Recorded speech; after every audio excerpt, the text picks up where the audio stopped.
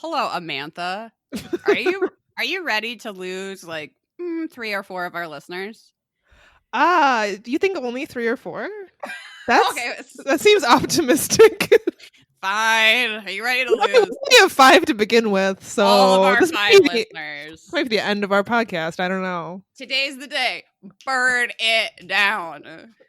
Oh, I mean, hello, everyone. This is Perhaps It's You. We're Hi. apparently an Unsolved Mysteries rewatch podcast. Sure.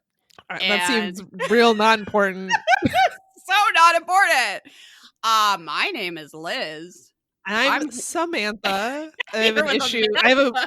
I have an issue in Zencaster where my full name isn't displayed, but it's fine. This is an audio medium. You Fine. can't see that. You know what? It's a real make do and mend situation. Who the fuck cares? So, you may be aware that we usually record this podcast in Minneapolis, in what I lovingly refer to as the Witch District. What you may not be aware of is that the Witch District is in South Minneapolis, which, I don't know, maybe you've seen in the news lately. It's possible, because it's been on fire. I'm here to tell you that we're still alive. The podcasting room is still standing. The pod dogs still there. Pod dogs are fine. They've been kind of freaked out. It's been a few days now of sirens, audible tear gas, police, and straight up military helicopters flying over. I have not actually seen a tank, but they are around. The military, the National Guard was called out. What a phrase! I've actually seen a tank. This is the least important part of what we're going to get into, but what is so eerie and what I never would have known about riots is that during the day, everything seems fine. Like right now, everything is peaceful. Birds are chirping. Everything is like lush and green. Like flowers are blooming, right? Like the other day, I literally saw a rainbow. And then it's just like, oh, but also everything is boarded up because police violence has led to a situation where things are being burned down. So there's a real dramatic contrast. Yeah. That's eerie. I sort of feel like, so we're recording today. What is today? May 31st? Sunday. So, yeah, it's been like 5 days, I guess. Mm-hmm. Okay, so if you don't know, what started this is that the police murdered a man named George Floyd outside of a business called Cup Foods, which is about a mile away from here. The cop who did this has killed like 3 other people. Yeah. That he was not really disciplined for or prosecuted for in any meaningful way. And on top of countless other police brutality complaints against him. Not an isolated incident. He's murdered 4 people. Some people are calling him a serial killer. I don't know if that counts, but sure, that's very alarming. When people rightfully came to protest this instance of police violence, the police responded by shooting them with tear gas and rubber bullets into a peaceful crowd. Also arresting no one because no one was actually breaking the law. On top of that, something particularly evil about shooting tear gas at protesters that are wearing masks because of a pandemic. Oh yeah, did I mention there's a pandemic? I've actually kind of forgotten there's a pandemic. It's really easy to forget. There's been a lot going on, and we've all been like out and running around and trying to help. And at this point, I probably have COVID. I don't know. Like, it's hard to social distance when there's all these other factors. So, the police escalated the situation. We lost an AutoZone and a Wendy's. R.I.P. AutoZone, burned to the ground. The second night, the police station burned to the ground, and then fireworks were lit off in celebration. They, I think at this point, finally charged that dude, but with 3rd-degree murder. Mm-hmm. What? 3rd degree? And it wasn't just him. By now, I think most people have seen the news reports. There's 3 other officers that are still free, have not been charged. They have not been charged. There's a second. I haven't watched either of these videos. Okay, I don't really want to see videos of murder myself. But there's a second video from the other side of the street that shows that at least two other officers are kneeling on top of him. Like, they're not just standing around doing nothing, which is bad enough. They should be charged for that. But I think they're actively participating in his murder, and they haven't been charged yet. So, but rather than charge these officers, they have decided to escalate everything, bring in the National Guard, shoot all these protesters. They shot a photojournalist in the eye. She now is blind in her left eye because they shot at her in the face with a rubber bullet. Yeah. It boggles the mind. I don't really know what's going to happen. We discussed the possibility of not doing a show this week because of what's going on, which would have been fair. But I kind of just wanted, to take a moment to complain. Which is valid. Hey, I'm right here. That if you're clutching your pearls over like a Target getting looted more than a man being murdered, really examine that. Like, that's super gross. And that has been, I think, one of the most frustrating, for me personally, that's one of the most frustrating aspects of this, is that I've seen so much hemming and hawing about property damage and less about the fact that the police are just allowed to murder people and are above the law. Like, if Samantha and I killed someone in the street and that was recorded on video, would we go home and sleep in our own beds? Like, I don't think so. Yeah, absolutely not. Would we be arrested right on the spot? Because we all know they did it. There's clear evidence. And somehow it's like, well, we have to look into it further and all this bullshit. So it's not really a surprise that a Target got looted. And guess what? We can build another Target. There's only one George Floyd. Even fucking Target said we can build another Target. Target read the room and went, you know what's going to be good PR for us? If we admit that our store is not really that important, because it's not. No, it's just a building full of things that can be replaced. Yeah, it's just a bunch of bullshit. We don't need it. I can't say for sure that this is good or bad. I think it's just inevitable. I think you can only push people so far. Years of peaceful protesting hadn't worked, right? This cop was killing people, still on the force. This is just what happens. And we'll see. I'm personally hopeful some good is going to come out of it. The Minneapolis public schools have severed their contract with the Minneapolis Police Department. I see that as positive. Mm-hmm. Absolutely. It seems like the whole world is watching us right now. There was a vigil for George Floyd in Iran. There were protests in Tokyo. Like, that's amazing to me. And the amount of like community effort and support and donations, like, you have no idea. Minnesotans love to cooperate. Yes. You should. I hope everyone has seen the photos. Get on Twitter, everyone, because there's photos of just lawns covered in donated food, just like overflowing. Donation sites are turning people away because they have so much. Like, because they literally don't have room to store the stuff. Like, friend of the pod, Rochelle, yesterday got some money together. I think it was $550, and she went and she bought diapers because now that some stores have been destroyed, there's going to be problem, and public transportation is like shut down. People are going to have trouble just like getting their basic things, right? So she went and she bought all of these diapers and wipes and like food for toddlers and stuff. She tried to donate that 2 places yesterday, and they couldn't take donations anymore. Yeah. So she ended up leaving it because they're like literally like beyond capacity. So she left it on my porch overnight, and then I went and dropped it off this morning. And seriously, there's lines of cars of people waiting to donate. Mac and I went out yesterday to Lake Street, which was one of the harder hit areas, to help clean up. And there were so many people walking around with brooms. Like, you could barely find a mess to clean up. There's just armies of people walking around with brooms and trash bags, like eagerly trying to help. Before we started recording, I was telling Samantha that I feel like my neighborhood is like half queer anarchist witches and like half older white people who listen to NPR every day. And so you've got a lot of people that are like, burn it down. And you've got a lot of people that are like, don't rock the boat ever. But you know where that Venn diagram meets? It's helping people right now. It's like providing snacks. It's giving food and diaper. The pie shop is giving out free pie today. Like everybody's just like, how can we help? And that's very heartwarming to see. Yeah. I guess I think I got a little sidetracked, but what I wanted to talk about when we're talking about like looting and things getting burned down is that property damage is not violence. Like you can't equate that with the police attacking people, the police murdering people.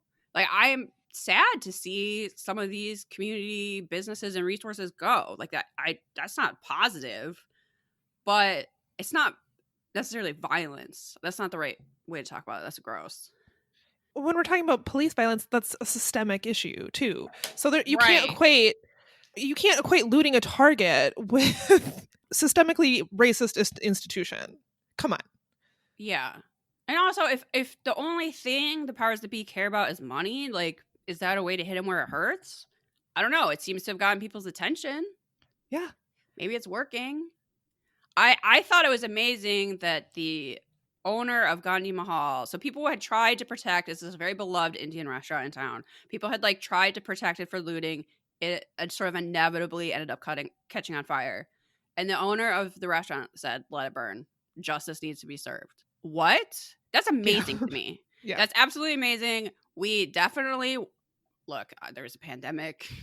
Things are going to have to rebuild, blah, blah, blah. But someday in the distant future, we need to have a podcast meet up there. I'm so impressed by that. It's amazing because there's so many people that don't live in the community, right? They are pearl clutching. What about the small businesses? And it's like, well, why don't you listen to what the small businesses are saying? Because that also wasn't even an isolate. You can find threads of other local businesses saying the same exact thing. So be quiet and listen to what the community is saying. I understand it's a tense time. People are nervous. People are scared or whatever. I get that. Like, I don't want my house to burn down. I don't. But there's bigger stuff going on, too. Like, right. Don't just focus on the fact that a Target got looted. Who cares? Yep. Let's deal with this. Police. It's like, I don't even know. Yeah, it's like beyond corruption. Part of the problem is, so the Minnesota police, like, don't live in, the Minneapolis police don't live in Minneapolis. They're all like racist white people from the burbs that are like very scared of the cities. 95% of Minneapolis PD live in the suburbs. That's essentially the entire police force are coming in to police a community that they do not live in. That they have no connection to and are afraid of, it seems like, because these tactics are such overkill. They're also, starting at least yesterday, maybe before that, there was this idea that we were being infiltrated by white supremacists and all these people from out of state were coming to like make the situation worse. Maybe that happened. I'm sure some people took advantage of just chaos, but I also think people are fed up. Like, I don't think you can say it's just one thing or another. And yeah, and the idea of it's like, oh, well, it's these outside agitators. It's like, yeah, the cops. Like that's who the outside agitators are. Outside agitators, the police don't live in Minneapolis. They don't live here. You're firing tear gas at people that are trying to protest your own, I don't even know if you can call it a mistake, like your own horrible, atrocious actions. And you respond to that with more horrible, atrocious actions. Like, your reaction to that is like, oh, I should tear gas this crowd. I learned only yesterday, you can't even use tear gas in warfare. Like, that's a human rights violation. But somehow you can use it against protesters. During a pandemic? Yeah. A respiratory illness? Yep. Cool. So, all right. To sum all that up, we have decided we want to try to do the tiniest little bit of good that we can. We're taking our June Patreon money. So whatever we get after Patreon takes their cut, obviously, that's going to be passed on to an organization called Reclaim the Block. That is a local org in the Twin Cities that works on moving city funding from the police department to community health and safety. Editing Samantha here, breaking in to let you know that mere hours after we recorded this episode on Sunday, Reclaim the Block announced that they have received so many donations that they are now encouraging people to direct their money to other community groups. The group we have decided to donate our June Patreon money to is McGeezy, which is a Native American community and cultural center for Native American youth. Okay, now back to the show. So we would much rather the money went to that than to us.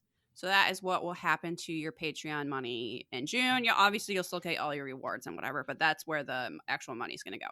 And I'm excited about that. Me too. And we have such great listeners, and we have heard from a lot of them making sure that we're okay, asking how they can help, blah, blah, blah. So, which, thank you for that. You guys are so sweet. So we want to make sure that you supporting your show is also supporting this community. And I think that'll be a great way to do that. I agree. Any final thoughts before we start talking about unsolved mysteries? I don't have. You summed it up just really well. I just feel like unsolved mysteries. This feels so insignificant to talk about unsolved mysteries, but I also feel like this is, in a way, it was nice to just sit down and watch unsolved mysteries and be like, okay, I'm just gonna hear about a psychic from the 80s now. Yeah. I think it's kind of relevant. Like, I thought about this. Like, some podcasts are doing a podcast blackout. They're not having an episode this week in honor of George Floyd, and I think that's very nice. But because we are based in Minneapolis, it did seem like we should say something. Like, we're right here. It seemed like we should say something. And also, Unsolved Mysteries, I think it tries to skirt around police violence, but it's not in there. Like, police corruption is definitely a factor in some of these mysteries not being solved, and the police being the villains are the reason then why some of these mysteries aren't solved. So it's not completely irrelevant. No, right? I completely agree with you. I think that's a fabulous perspective because it's really true, and that's a part of true crime, which Unsolved Mysteries, on our podcast isn't totally true crime, but it's a part of true crime that you can't have both, right? You can't talk about crimes and not talk about the justice system, which is broken. Yeah, that's what's so weird about that complaint. We've gotten it. I feel like every podcast has gotten it where people are like, oh, don't bring your politics into my true crime podcast. And it's kind of like, how? What? Like, we're going to talk about the police department. We're not going to talk about politics. Like, you could say everything's political, and there's definitely merit to that. But there's certainly the police department is political. The funding of the police department is political. Who they choose to investigate is political. Like, what? What? Absolutely. Also, just, this is maybe not that important, but something I've thought about on this podcast and never really discussed with Samantha is that I feel like if your show is based in New York or LA, you talk about that, right? Like, you make a big deal about that. But somehow, if you're somewhere else in the United States, you're supposed to kind of like, I don't know, act like it could be anywhere. It's like a little bit more anonymous. Yeah, that's a really good observation. That is totally true. But I feel like from the beginning, we've been like, this is in Minnesota. This is a Minnesota-based podcast. Here is some great stuff about Minnesota, right? Like, I'm a transplant. I'm here because I love it. I love this neighborhood, and I love living here. Like, let's talk about things that are going on and, like, cool stuff that's here and, whatever. Whereas, not only New York or LA should be able to, like, talk about their community. So that's part of why I feel like it's relevant. Also, we need justice for George, man. Yep. This is fucking bullshit. Okay. Yes. Now let's talk about a psychic from the 80s. What a great what a great segue. Here's the thing about the psychic is that he's still around, and I'll get to that in a minute. So this is a segment from the 80s, but George Anderson is still going strong in his psychic career. So this is episode, I don't think I said, episode 5. Oh, no, sorry, season 5, episode 10, right? Yes. Okay. Take it away. All right. So this is The Unexplained. And Unsolved Mysteries is profiling a psychic named George Anderson from Lyndhurst, New York. So George Anderson claims that he can communicate with spirits of deceased loved ones. In 1958, he was stricken with chickenpox and developed I'm not gonna be able to pronounce this, encephalomyelitis. I think that was perfectly correct. An inflammation of the brain and spinal cord. He nearly died, but when he recovered, he began hearing voices of people who had already died. Decades later, he began helping people with his power so they can speak to and be at peace with their deceased relatives. He has held thousands of psychic readings for people across the country. And in the episode, there's a few different things going on. First of all, they talk about two specific families that he helped, and in doing so, for some reason they like reenact it, but they specifically don't use George Anderson. They use an actor, and they base their reenactment off of transcripts of the readings. I don't know, it's kind of strange. I guess because he was younger, but you wouldn't think Unsolved Mysteries cares about that because they have bad reenactments where people are the wrong age all the time. Yeah, so I don't really see why they couldn't have him in it. And it must have been weird for him to like see this guy playing him being psychic. What do you think? It's very strange. And normally Unsolved Mysteries tries to get like the loved ones, the family members, the people involved to be in the reenactments, but maybe George wasn't about that acting. Anyway, in 1980, he met radio host Joel Martin and gave Joel information about his deceased wife, Shirley.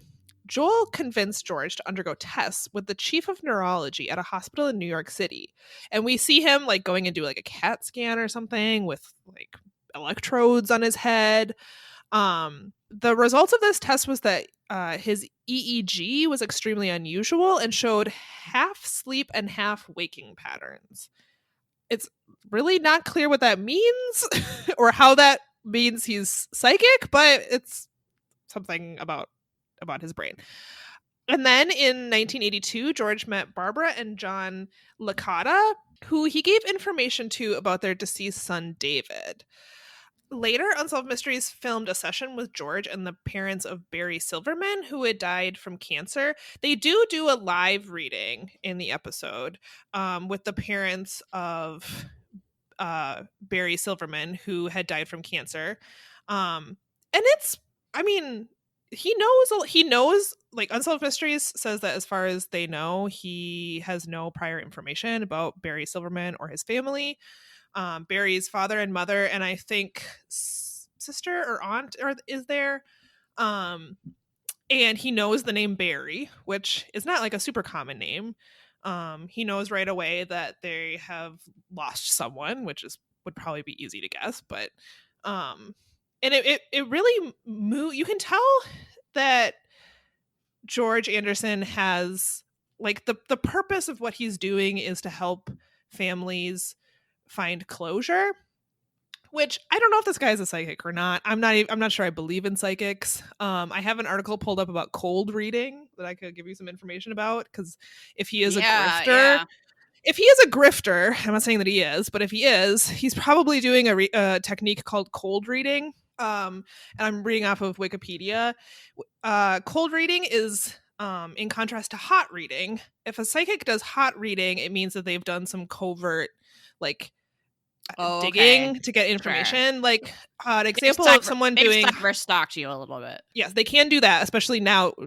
Modern psychics can like if you're going to an event, they have your name, they can look you up and get Facebook information. They also, some psychics who do hot reading have been known to like send people out into crowds like before an event to like mingle and talk and get information from people. That would be hot reading. Cold reading is a technique where the psychic has no prior knowledge. A practiced cold reader, I'm reading off Wikipedia now, can quickly obtain a great deal of information by analyzing the person's body language, age, clothing, fashion, hairstyle, religion, etc. They typically start by get an impression of someone, Right. Yeah. You see someone, you sort of make the snap judgment about like what their lifestyle is like. Oh, 100%. And I mean, I hope people don't look at me and go, that bitch eats at the Cracker Barrel, but maybe they do. I don't know. Well, a typical cold reader will start by asking like general questions, and based on your reactions to those questions, and then coupling that with information that they can observe, then they sort of make these statements that you may interpret as them knowing something that they would have no way of knowing. And like I said, I'm not saying that George Anderson is cold reading, but I will say in this reading that we see him doing on Unsolved Mysteries, I did notice a few things. Oh, tell us. Well, for instance, so he does okay, the notes I took were actually from one of the reenactments. It was actually the parents whose son died in a car accident. I believe that was right. John Licata. So people come to him, right, because typically to connect with deceased loved ones. So he's sitting in front of like a middle-aged married couple who are very upset. It's a good guess that their son died or that a child has died. They're generally probably young enough to still have parents who are alive. So it's a good guess that they may have lost a child. They confirm that. And illness or accident. That's kind of a 50-50. He says, I'm seeing that there may have been an accident. They confirm that. What is a likely accident? These people are a little bit older, so there's a good chance that they have that their child was a teenager. What's a likely cause of accidental death with a teenager? A car accident. So he says, I'm seeing a vehicle. Does that mean something? And they say, yes, it was a car accident. And then he says, I'm seeing statistically probable, right? Isn't that like the number one cause of death for teenagers is car accidents? At least it was when I was a kid and people were telling me to wear my seatbelt. Look, people certainly told us that. I don't know if it's true. I don't know if it's true or not, but it's certainly up there, right? Then he goes on to say that their son was restless and emotional. Well, they just told you that their son was 16 when he died. What 16-year-old isn't emotional and restless? And then after your son had like a zen stoic calm. Would you say that's true? Oh no. He was turbulent, emotional, going through puberty, huh? Right. So nothing that he's saying is like right. He didn't say I'm seeing that your son had a birthmark on his right hand, right? There's nothing that's like it struck me as being similar to cold reading, but maybe George Anderson is also the smallest bit of information. It's like the smallest little piece of bread to like pull them on a tree. You know what I mean? It's not like you come out with all of this right away. You don't go, oh, your son was 16 and died in a car. You give them one tiny morsel. You see if that's right. Then you give them like if they had said like, I'm not sure why it would be a vehicle. He would have moved to something else. I feel exactly. He would have been like, oh, well, maybe you were going to give him a car. So anyway, when he died in that mine shaft, right? Like, yeah, that's exactly. He drove a car to the park where he died. So, there you go. Like, I don't know. Right. It's not very concrete. It's not very concrete. It's vague enough that you can get information and it builds upon, which is a hallmark of cold reading. I guess the other thing I will say is that George is very good at this. So maybe he is a psychic. I don't know. The actual reading that we witnessed later in the episode with the parents of Barry Silverman, it's impressive, right? The way he just pulled the name Barry out of seemingly nowhere is impressive. The other thing is that he clearly has a way with people. After he comes up, he sees, interacts with Barry, whatever it is he's seeing, he gives them some information, and then seems to be true in all of his readings, and probably it's a feature of him specializing in families, grieving families. He sort of gives these comforting words, like, I'm sensing that someone's blaming themselves for Barry's death. Like, is that yeah. And it's really hard to watch the family being so upset, but you can also feel, and they confirm it in the interviews with Unsolved Mysteries, that they got a lot of comfort from this psychic reading, because George gives them a lot of comforting words. He says, your son doesn't blame you. I can sense that you've been torn up about this for years, and he wants you to know that he's in a better place. I'm not saying the exact words, but he has some really comforting words, and you can tell he's helping give them closure. Right. So whether or not he's a psychic or if he's doing a cold reading or hot reading technique, I guess I can't say if it's right or wrong, because it does seem like he's bringing something to these families that is has positive. a therapeutic benefit. Yeah. And I don't know. Okay, so he's still around. He has georgeanderson.com, which props to you for getting that. There's probably a million George Andersons. Props to you for getting that domain name. It was 1995, and he went, you know what? I think this internet thing's gonna stick around. I'm coughing up the $50 for georgeanderson.com. So I don't know his full depth and breadth of work over the years. His tagline on his website is the world's most scientifically tested medium. So that's cool. And if you go to his about page, you can see all of these things that he's done. All these TV shows he's been on. Very impressive. But I'm reminded of like Sylvia Browne, right? Like a very controversial figure, because Sylvia Browne would do things like give psychic readings to parents whose children have gone missing and tell them that your child is still alive out there somewhere, and which has been very damaging. Or she would do things like she would give psychic readings to families whose loved ones had died by suicide and would say, oh, it wasn't actually suicide, it was whatever, Right. fill in the blank. And that's incredibly damaging. And it's not bringing closure, it's bringing more turmoil to families that are, going through something horrendous. So it doesn't appear, I'm not saying that he has not done those things, but it appears from what we saw in Unsolved Mysteries that he was giving readings to families as a way of connecting them with their loved ones, not solving, Sylvia Browne, some of these psychics are like working with police departments to bring us back to bring us a little bit full circle here.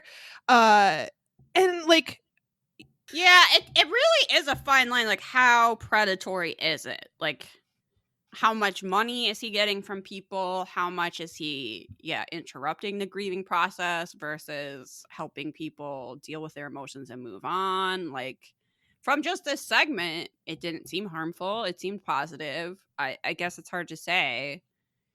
Yeah. For sure, one way or the other.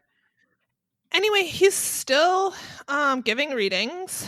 You can go to georgeanderson.com and learn about the stuff he's on Facebook and Twitter. I will also say, maybe this is a testament to his psychic abilities. I'm not sure if this photo of him is recent, but it kind of looks like George Anderson has not aged a day. I'm guessing that's not real recent then. That's the guess. That's my psychic ability. I'm guessing that's not the most recent photo. Probably not. I don't know. He could connect us with Robert Stack. Or do you think it has to be someone you actually had a connection with in life? You know what? I don't think people typically come to him to be connected with deceased celebrities they never met, but maybe. I mean, he can talk to the dead, right? I don't know if Robert Stack would want to talk to us. You think Robert Stack is beyond the veil? That's a good point. Thinking about us? No. We shouldn't waste his ghost time. Yeah, Robert Stack probably has important things to do. He needs to like contact his family, or I don't know, just be moved on and having threesomes every day. Hanging out on his ghost yacht. I don't know. Yeah. I feel like I did not do this segment justice, because this is what I wrote down. Excellent sweater. And then, is he psychic? Who cares? That's what I wrote down. I might have been a little distracted by Twitter at the time. Totally understandable. Sorry, I was a little distracted because I'm still on his website. And to get a reading with this guy, it's going to cost you $1,200. Okay, that does seem kind of exploitative.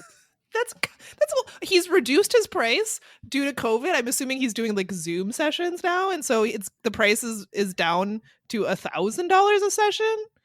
Oh, big bargain. Okay.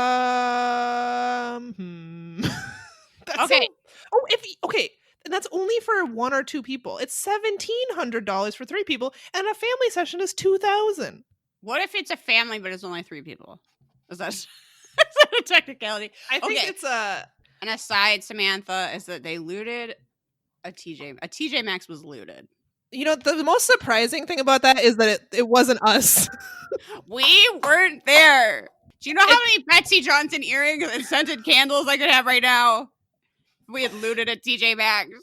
Listeners, I know you find this hard to believe, but Liz and I were not the ones looting that TJ Maxx. It wasn't me and Liz are the only ones there looting the TJ Maxx. That did not happen. No.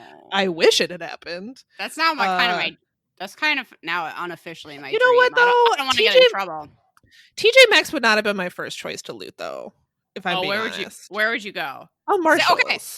Oh, really? Okay. Marshalls or Home Goods, actually. Yeah, probably Home Goods, now that I'm thinking about it. Only because they just have a better selection of... I want the earrings, though. We might have to make 2 stops. It's true. Home Goods does not have accessories. I mean, I never look at the clothes anymore at TJ Maxx or Marshalls. Like, that section is dead to me. I treat it more like a dry goods store, but where I'm like, oh, I'll get my soap and my olive oil and whatever. But if we're looting, I kind of want some earrings. I don't know. Yeah, I don't know. You're right. Because I haven't been able to go because of COVID. I haven't been able to just wander around Marshalls aimlessly and come home with 14 candles. I am low on candles. This is the most insignificant, unimportant thing in the entire world. Well, but same. If I had a chance to loot a Marshalls, you better believe I'd come out with all those candles. I've heard a rumor, and probably TJ Maxx's and Marshalls have reopened now. At least things in Minnesota could reopen, which I would be ranting and raving about that if we didn't have other stuff going on. That's insane.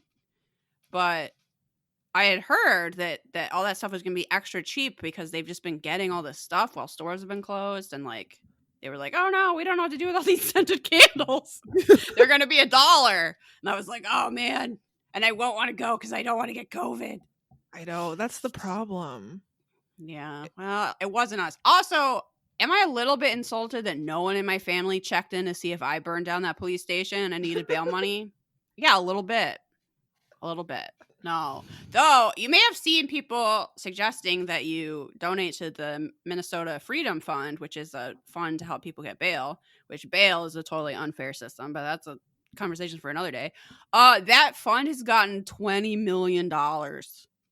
So incredible. From all over the world. Yeah. $20 million. To the point where they were like, okay, stop giving us money. There's only so many bails. Like, please give to these other orgs. I just think that's so amazing. Yeah, me too. So, no, I didn't burn down a police station. No, I didn't loot a TJ Maxx. Just bummed about that one. I wish we had looted that TJ Maxx. We could have. It's been a minute since we've been to a TJ Maxx, and let me tell you, we're not at the point of looting one yet, but if this goes on any longer, maybe it's coming. I don't know. Restaurants are supposed to be opening June 2nd. That's tomorrow. Oh my god! I thought they were tomorrow or Tuesday. Restaurants are opening. I'm not going to a fucking restaurant. We are so doomed. No, I did eat some free pie today from the pie shop. Mac was like, I don't know if that's a good idea. And I was like, look, I really could go for a slice of free pie. Thanks, Pie and Mighty. Takeout, but I'm not going to go sit at a restaurant.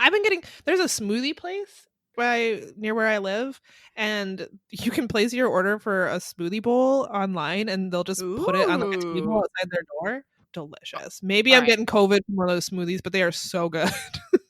Now I'm just picturing me like hiding outside like a raccoon trying to steal smoothie bowls. It's a very this is the other thing about Minnesota, right? It's like very like they're not worried about anyone stealing those smoothie bowls. You just has a Post-it note with your name on it, and it could be anyone coming up and picking it up. No, so much of this stuff is just like, oh, we'll leave it outside for you. Yeah. Like, all right, you weirdos. Oh my god, other. Such a minor complaint in these trying times. I'm playing, last night. Oof, stressful, right? Looking at the Twitter feed, seeing things are really going down in Chicago. People are stealing police horses and riding them around. Fucking John Cusack is getting beat with police batons, and I'm like, what? It's like, all right, before I go to bed, I need to like not be so hot. I'm gonna play some Animal Crossing, try to unwind. I'm playing Animal Crossing. I shoot down one of those presents on a balloon, right? That always has the most random shit in it. I got a police uniform. I was like, I don't want this. Of all the times to get a police no. No. You could just throw it in the garbage. I wish there was. No, I sold that shit for bells so fast. Oh my god. Anyway, I think that might be all we have to say about George, the maybe psychic. Who is Well, wearing that's a definitely decent all I sweater. have. That's all I have to say about George Anderson. He Okay. has really nice hair. He's very salt and It's pepper. true. It's true. I have nothing else to say. Full head of hair on that guy. Okay. Then we get an unnecessary update. It's about 3 siblings finding each other, and it's very heartwarming and sweet, but we already did it! Yeah, it's like the whole segment again. We don't need that again. Why are you doing this to me, Unsolved Ministries? Get off my dick. Okay. Now it's time for an unexplained death. This is a good case, I will say. This is the case of Jacqueline DeWallaby, which Mac was just like walking by and he was like, "Why are you watching something about wallabies?" And I was like, "No, they're it's not the wallaby. I kind of wish it was, but It's not Jacqueline, the cartoon character who's a wallaby. It's DeWallaby is the last name." Okay. So this takes place in Midlothian, Illinois. So it starts with David DeWallaby and his son, also named David because he's not creative, were up early. He was like getting his son breakfast and stuff. At this point, David DeWallaby noticed that the front door was partially open, but he thought that his elderly mother who lived with them had left it open. So their mom lives with them, but she has like a separate basement apartment sort of thing. So to get to her unit, I think she uses their front door and, you know, whatever. Maybe she had gone out or come in and like left the door open. So he noticed the door was open, but he didn't really think that much about it. 2 hours later, his wife Cynthia gets up and goes into her daughter Jacqueline's bedroom to wake her up. Then she realizes that Jacqueline is not in her bed. She goes to go ask her husband if he's seen Jacqueline, and he was like, "No, I thought she was in her room." So they just assume that she's playing outside in the neighborhood because they're like much less paranoid people than I would be. So David goes out and he's like looking around the neighborhood. He's asking all the neighbors. And then they realize that nobody's found her. And at that same point, Cynthia, who's been looking around the house, realizes that not only is Jacqueline not in her room, but her like quilt or comforter isn't on the bed either. And that's weird because that's not something she would take with her. So at this point, I think they're going over to their next door neighbor's house. And at that point, Cynthia's like walking past their house and realizes that a window into that basement apartment has been broken in. So at that point, they call the police. The police and the FBI come and they're to investigate a kidnapping. However, no ransom call is made. They monitor the phones for like 4 days and nothing comes. 4 days later, her body is discovered in a field in the nearby suburb of Blue Island. Her comforter was with the body along with a length of rope that was used to kill her. Shortly after this, David and Cynthia are accused of her murder. The reason for this was that the window looked like it might have been smashed from the inside instead of from the outside. So the FBI asked David to take a polygraph test.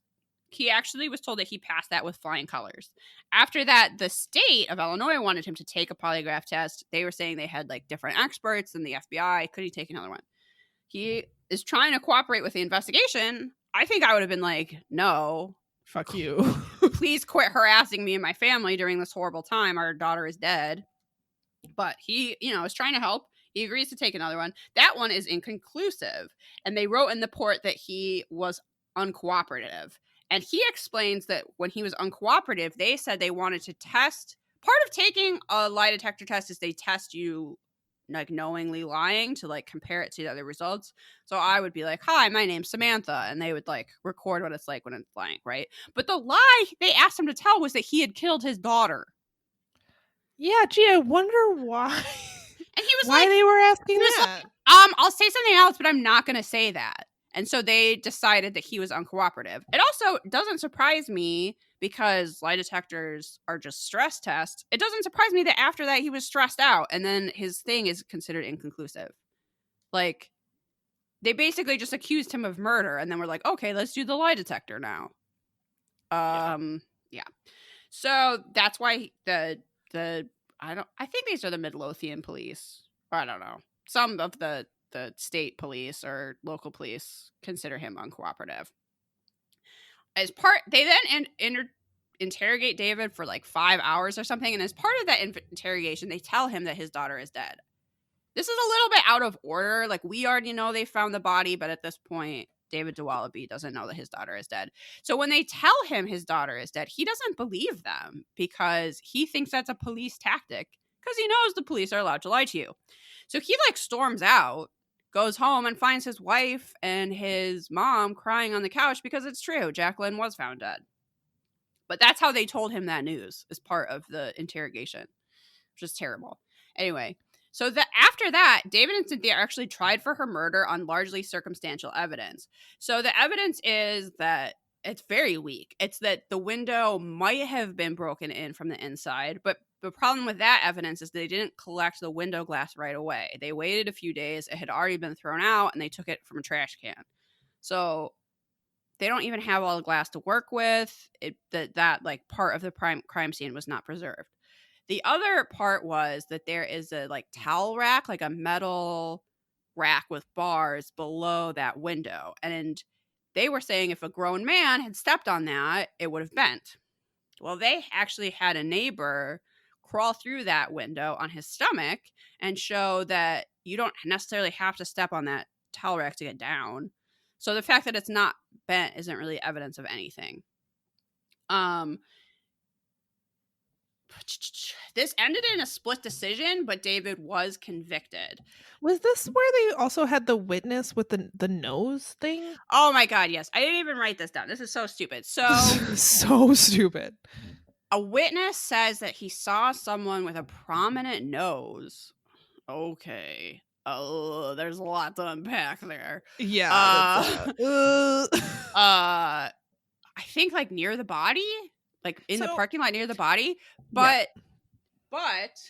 the photo, when you show people photos from a photo array to pick out a suspect, they are all supposed to be the same size so that one of them is not standing out, right? That was not true in this case. David DeWallaby's photo was significantly larger than the other photos. So his nose was significantly larger. The other thing is that this witness did not actually see the person. They only saw, it was dark, it was in shadow.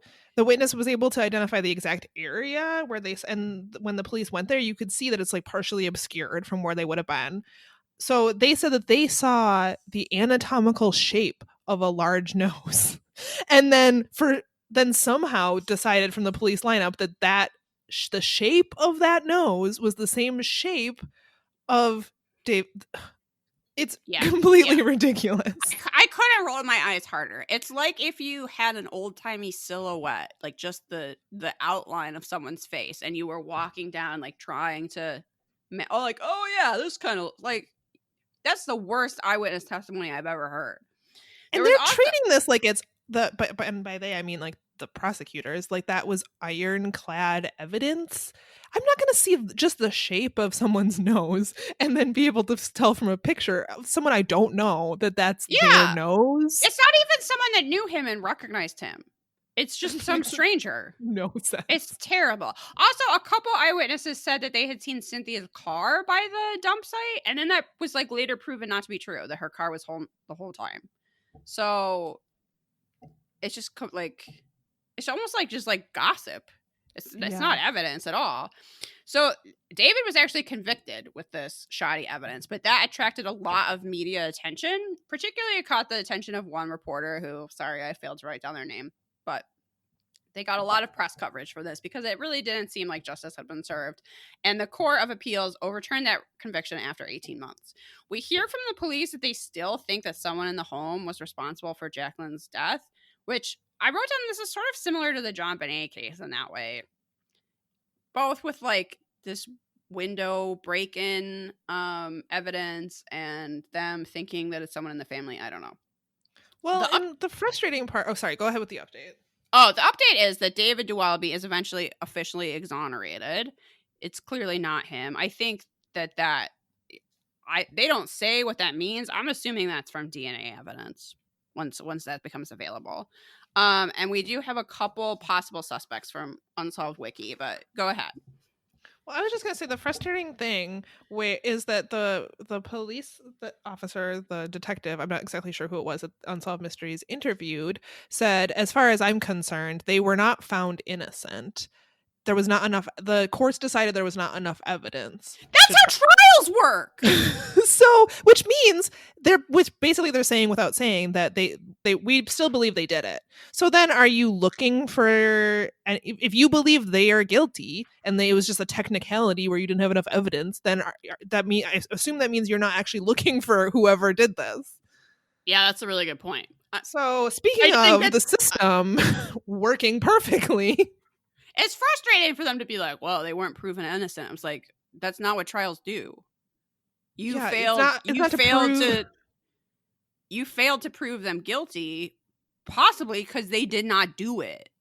Yeah, the burden of proof. Aren't you supposed to know how this works? Okay.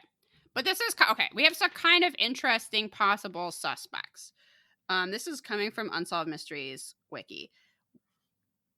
So, after the broadcast, 2 viewers called the telecenter and refuted the alibi of one of the original suspects. The suspect was Timothy Guest, Jacqueline's biological uncle. Guest was a diagnosed schizophrenic who claimed he was working at a local restaurant the night of Jacqueline's murder. However, at least 5 regular patrons at the restaurant have stated that Guest was not there that night. Also, one of Guest's original alibi witnesses has since changed her story. Guest also has links to the apartment next to where Jacqueline's body was found. Jacqueline's case was reopened by the state attorney's office. However, charges were never filed against Guest. According to journalist David Protes, that's the journalist I was talking about earlier that I couldn't remember his name. Guest later told him that a spirit lived inside him and told him the details of Jacqueline's murder. Guest also told him about the layout of the Duwalaby home, even though he had supposedly never been inside. He also knew that the light was on in Jacqueline's closet, but not her bedroom, which is chilling to me. This detail had never been released to the public. Despite the evidence against him, Guest was never charged. He died in 2002. Another suspect, convicted sex offender Perry Hernandez, was investigated. He committed a similar abduction 1 year after Jacqueline's murder. However, evidence on Jacqueline's body did not match him and was cleared by authorities. I think that's whatever evidence they're talking about on Jacqueline's body. Ugh. I'm assuming that's DNA evidence. I'm guessing that's also what cleared David Duwalaby.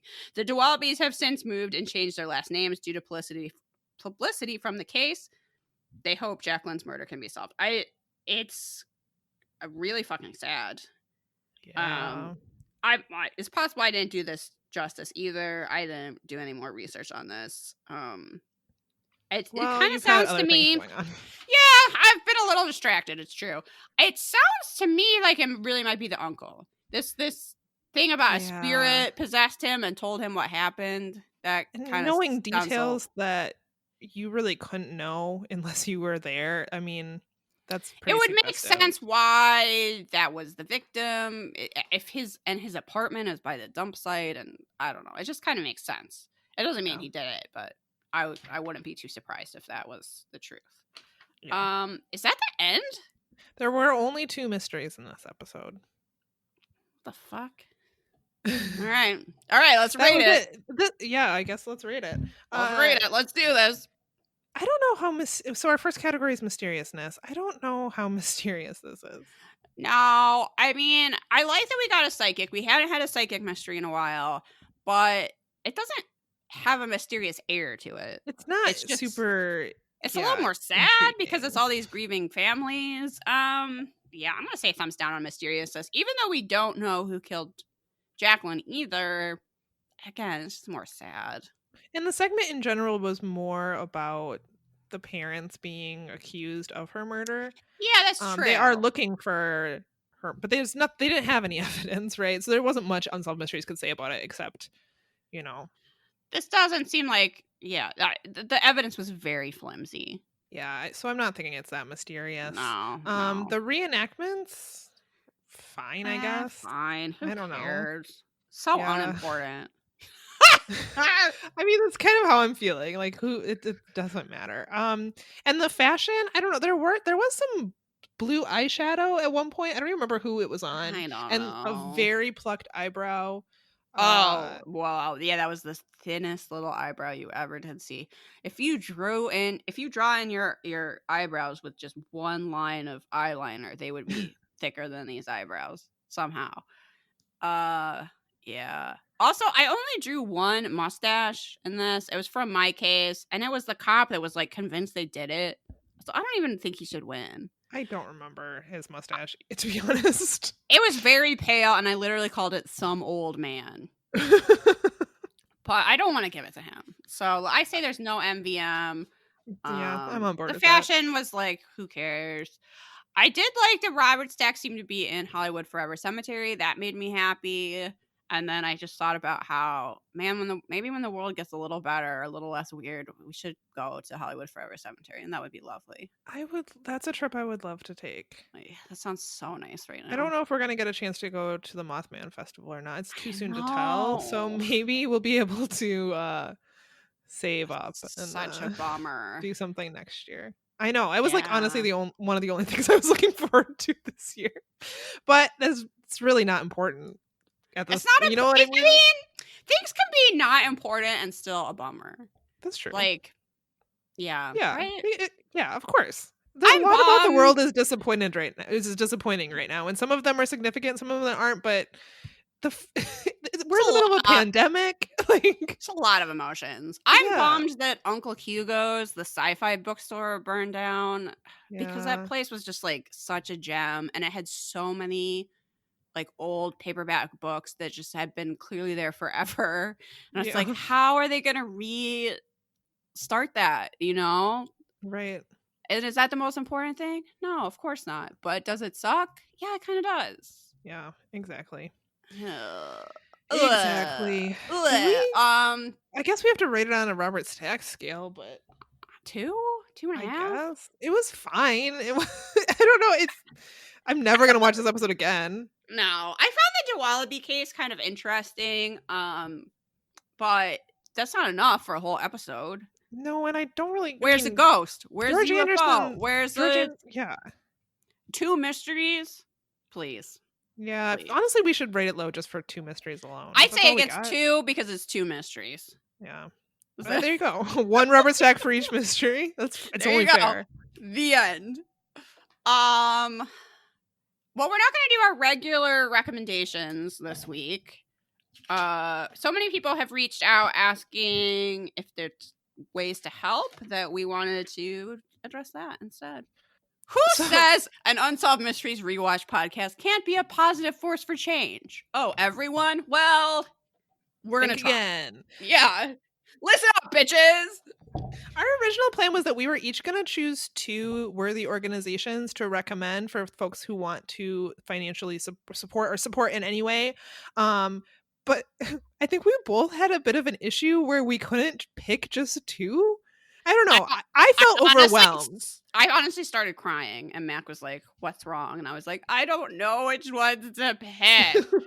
Now, granted, maybe that was maybe I have some emotions and I just needed to get out. But it also did feel sort of overwhelming because there's a lot of people doing a lot of good. Yeah, which that's great. But also it's like, how do I rank and like just pick like there's not 2 that are like most important, right? Because there's so many.